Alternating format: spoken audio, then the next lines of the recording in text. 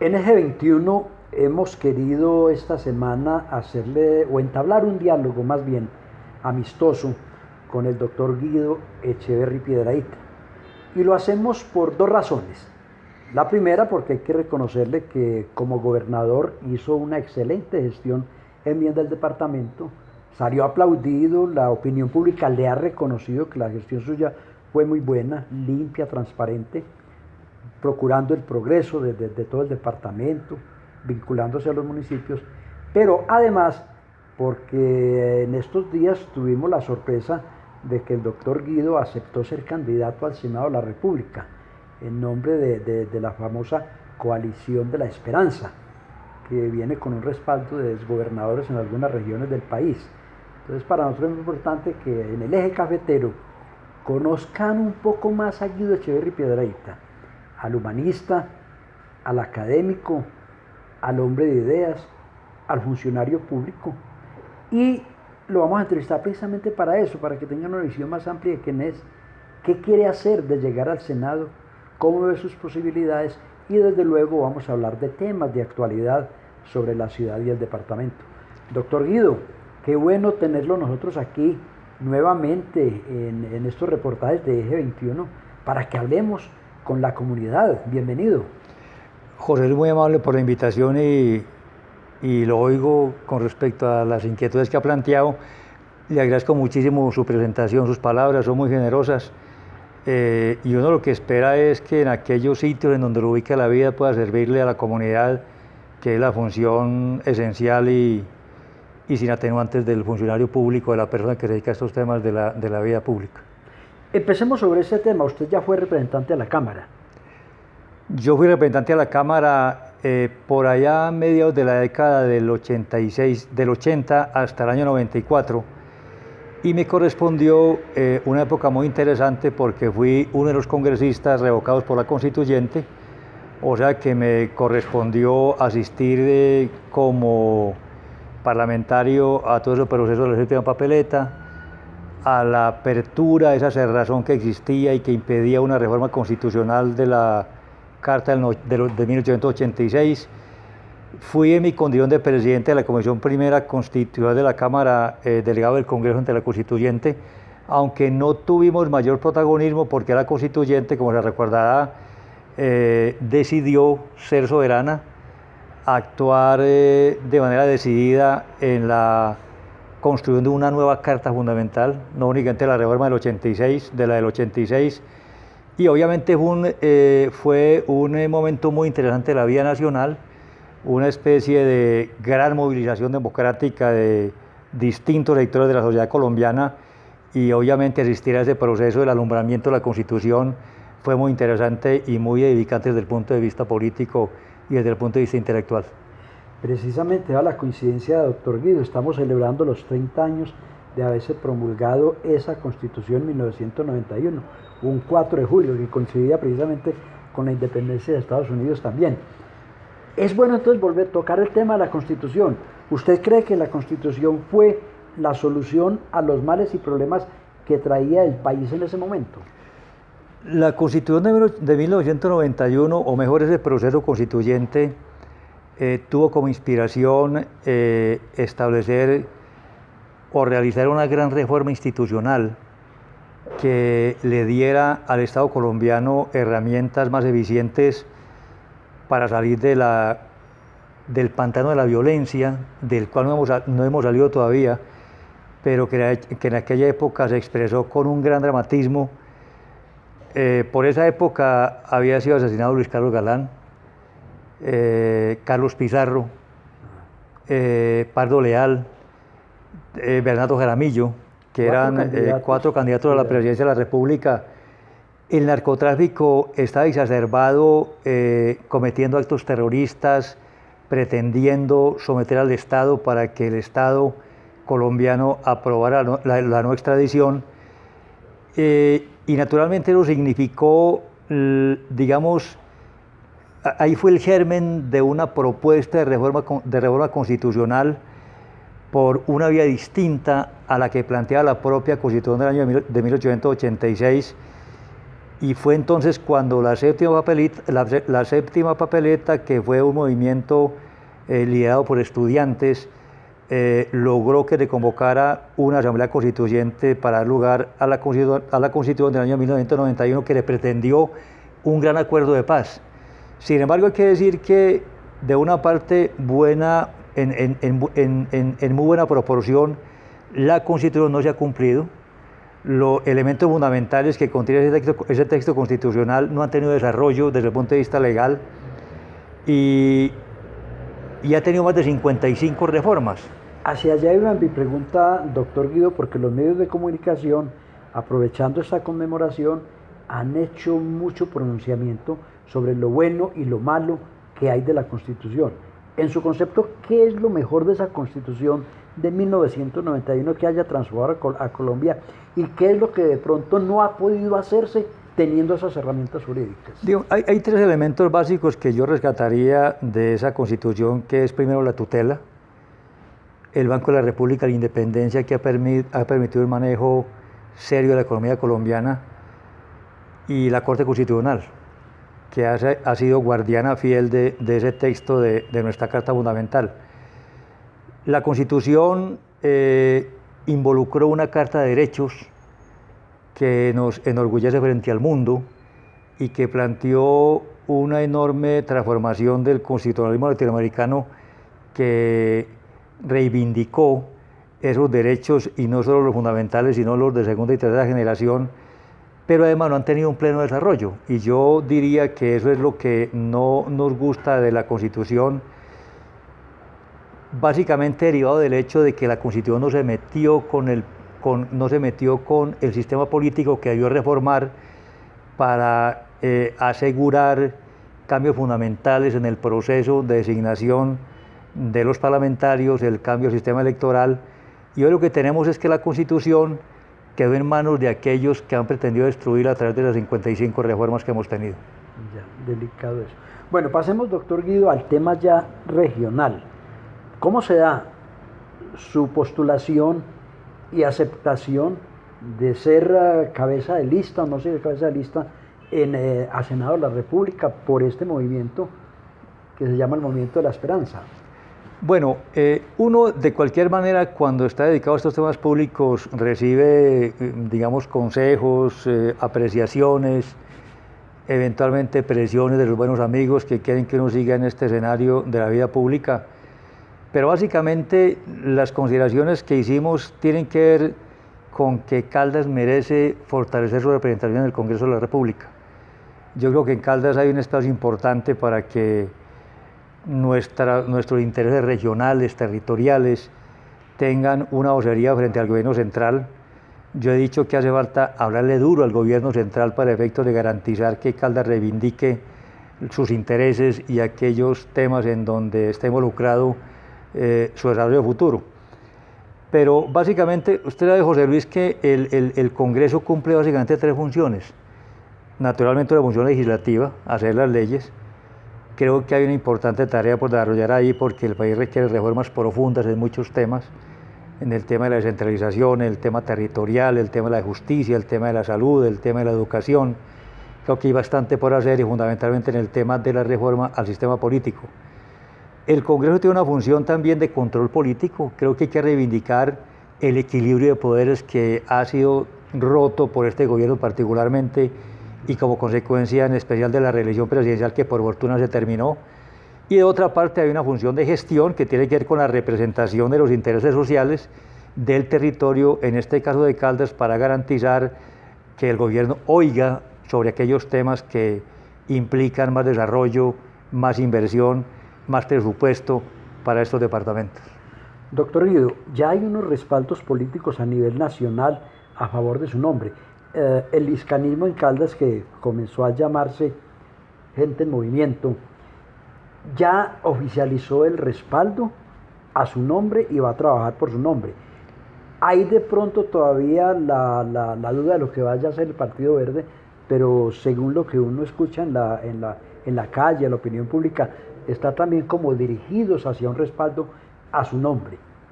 Con estos respaldos y la aceptación que su nombre tiene en el calado popular ante la gente, ¿Usted confía y siente seguro que va a llegar al Senado de la República? Sí, naturalmente, como decía Clausewitz, el teórico de la guerra, uno nunca declara una guerra que no está seguro de ganar. Y alguien dijo que la política no es más que una guerra por otros medios. Pero hablemos simplemente de una competencia democrática, de una confrontación con otros sectores políticos, hablemos de un proceso que permitirá cautivar sectores de opinión para que acompañen el nombre en esta candidatura al Senado. Yo creo que existen las condiciones para efectos de garantizar que una buena cantidad de votos apoyen esta candidatura y estoy seguro que vamos a llegar al Senado de la República, no solamente por respaldos de formaciones políticas como de Mauricio Liscano, sino por el respaldo de los sectores que hacen parte de la Coalición de la Esperanza, que van a concurrir en el departamento de Caldas a apoyar esta candidatura, y obviamente aspiramos a que sectores de opinión que no tienen filiación política también estén con nosotros. Con ellos entablaremos diálogos, escucharemos las inquietudes de la comunidad, iremos perfilando unas propuestas, elaborando un discurso que permita comprometer a vastos sectores de opinión para que apoyen esta candidatura y logremos llegar con solvencia al Senado de la República. Hasta el momento, dentro de esa plataforma que usted piensa poner a consideración del elector, ¿cuáles son los puntos esenciales, los programas o los proyectos en que usted haya pensado para decir, voy a ponerme la camiseta por la región? Me imagino que es por todo el cafetero, no solamente Caldas, para sacarla adelante. Yo creo que es muy importante trabajar en el Congreso de la República los temas que tienen que ver con la descentralización, que esta es una tarea pendiente que nos dejó la Constitución del año 1991.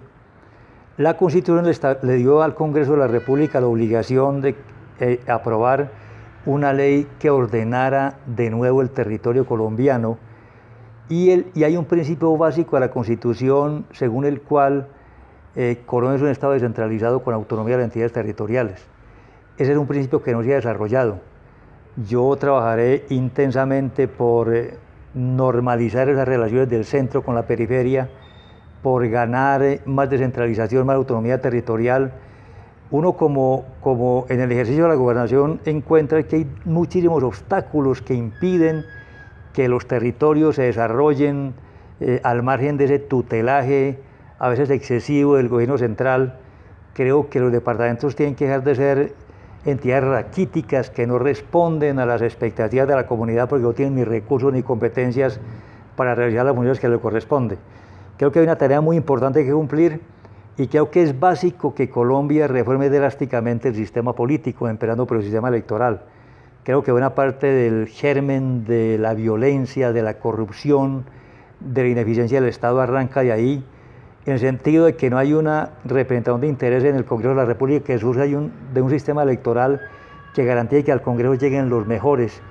Creo que hay que acabar con las listas abiertas, volver a las listas cerradas, para que exista un mejor camino de transacción entre el Ejecutivo y los partidos y no parlamentarios individualmente considerados, porque creo que eso distorsiona mucho, digamos, el equilibrio de poderes e impide que muchos procesos gocen de transparencia y que el Estado pueda ganar niveles de eficiencia que requiere para garantizar, ofertar aquellos servicios que está demandando la comunidad. Bueno, brevemente, doctor Guido, porque estamos ya como para terminar el tiempo que se asigna en el eje 21 a estas entrevistas.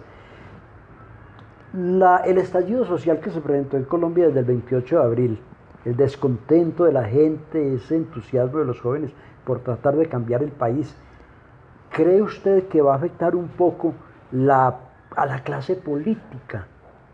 Que de pronto ellos están buscando una renovación y se puedan perder muchos votos ya. Sí, yo creo, José Luis, que estas movilizaciones, que son una expresión de descontento de la ciudadanía, tienen que reflejarse en el próximo debate electoral. Creo que la gente ha tomado conciencia política, fundamentalmente los jóvenes, que ahora, como pasó con el proceso constituyente del 91, identifican la crisis, se comprometen en su solución, salen a la calle a reclamar reivindicaciones justas y están llamando la atención sobre la importancia de participar en el proceso electoral el próximo año y creo que, y creo que la participación va a ser masiva y va a contribuir a grandes cambios en la conformación del Congreso de la República. Entremos al tema de Caldas, brevemente. Quiero conocer su opinión sobre la gestión que viene realizando desde su posesión el gobernador Luis Carlos Velázquez. Y quiero también que usted de pronto le diga a los caldenses la demanda que hay contra la elección, ¿qué puede pasar con ella? Bueno, a Luis Carlos como a Carlos Mario, como a todos los gobernadores y alcaldes les ha correspondido una época muy difícil. Uno no puede evaluar su gestión como si estuviéramos en tiempos normales. Los resultados hasta ahora van siendo buenos desde el punto de vista, por ejemplo, del manejo de la pandemia. Digamos, yo creo que hay una clara diferenciación entre lo que ha ocurrido aquí y lo que ha ocurrido en otros departamentos. Uno esperaría que, superadas estas circunstancias que son coyunturales, logren realizar sus planes de gobierno tal y como está planteado. Yo creo que lo de Luis Carlos Velázquez va bien, no encuentro, digamos, razones jurídicas de fondo para pensar que puede ser suspendido en sus funciones o anulada su elección. Esperemos que continúe gobernando al departamento de Caldas. Sería muy traumático llegar a un debate electoral. Espero entonces que esa demanda no tenga éxito y que por lo tanto Luis Carlos pueda continuar como gobernador. ¿Cómo están sus relaciones con el gobernador? A veces en la opinión pública sí que ha habido diferencias. ¿Ha habido un entendimiento? ¿Cómo están esas relaciones? Yo tengo unas relaciones con él normal, lo que pasa es que yo no he sido palaciego, no soy ni obsecuente, ni soy muy amigo de estar llamando y estar, digamos, buscando contactos con el gobernador. Yo creo que el mejor favor que uno le puede hacer a la gestión del actual gobernador es dejarlo trabajar, observar su tarea con independencia y apoyar aquellos temas donde uno crea que puede apoyar para efectos de garantizar que la gestión sea buena. Bueno, la opinión suya sobre la gestión que venía haciendo Carlos Mario Marín. En igual sentido, le ha correspondido una época muy difícil. Evaluar su tarea, como decía antes, a la luz de circunstancias normales, pues no se puede hacer porque ha habido una coyuntura bastante compleja. Uno esperaría que siguiera en la tarea de concretar sus propuestas de reactivación y que los temas fundamentales que han comprometido su administración se puedan conseguir para efectos de garantizarle a Manizales el desarrollo a que está llamada esta ciudad tan importante para el país. ¿Tendría usted de pronto algún consejo especial para darles a los dos? Yo el consejo que siempre les he dado, José Luis, es que al margen de las circunstancias políticas, su empeño tiene que ser intentar hacer bien la tarea. El hecho de que ellos estén tan jóvenes significa que tienen un gran futuro, pero ese futuro depende de los resultados de las gestiones de ambos y uno esperaría que más allá de las dificultades políticas, de estos temas electorales, de estas coyunturas que a veces nos dispersan un poco de la atención en la gestión de gobierno, no impidan que ellos tengan como idea obsesiva realizar buenos gobiernos, es decir, gobiernos transparentes, eficientes, escuchando a la comunidad, persiguiendo conseguir las metas establecidas en el plan de desarrollo, y creo que si ellos lo hacen bien tendrán un gran futuro en los años venideros. Finalmente, doctor Guido, dígale usted a quienes siguen este espacio, ¿por qué deberían confiar en usted y votar por usted para que lo llevemos al Senado de la República? Bueno, yo creo que la gente de Caldas me conoce. Yo tuve ocasión de recorrer como gobernador hasta el último rincón de este departamento, además porque el departamento lo caminamos. La gente me conoce por una u otra razón, tienen suficientes elementos de juicio para sopesar si soy una persona de confianza, en la cual ellos pueden tener la seguridad de un buen trabajo, y en tal sentido lo que pido es que ellos tomen una decisión reflexiva, informada, madura y responsable, porque lo que sí es muy importante es que el país tenga un buen Congreso de la República, y yo lo único que haré será trabajar en beneficio del país, en beneficio de los caldenses, sin otro interés que no sea el de realizar una buena tarea. Bueno, aquí tuvimos pues ya muy clara la expresión de lo que anima al doctor Guido Echeverri Piedradita para ser senador de la República, una hoja de vida, una hoja de servicio al departamento que cualquiera la puede analizar para darse cuenta si es merecedor de esa confianza que él necesita. Seguiremos aquí en Eje 21 entrevistando a los líderes de la región para que nos expongan sus inquietudes, lo que piensan, sus proyectos. Agradecido con usted, doctor Guido, por esta deferencia para recibirnos en su apartamento. Muy amable usted, José Luis, muchas gracias. Saludos a todos.